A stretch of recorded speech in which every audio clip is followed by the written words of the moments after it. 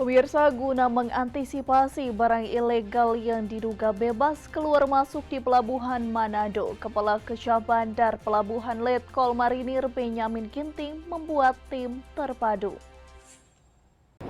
Pelabuhan Kota Manado yang diduga salah satu pintu keluar masuknya barang terlarang dan ilegal langsung diantisipasi Kesyah Bandaran dan Otoritas Pelabuhan Kelas 3 Manado.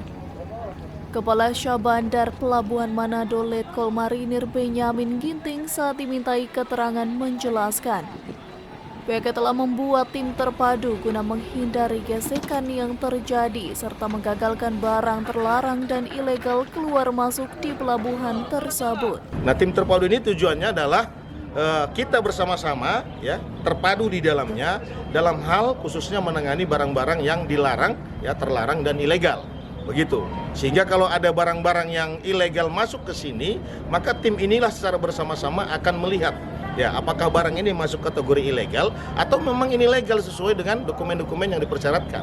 Tim terpadu yang dibentuk melibatkan 9 instansi yang di dalamnya mempunyai tugas dan fungsi di Pelabuhan Manado.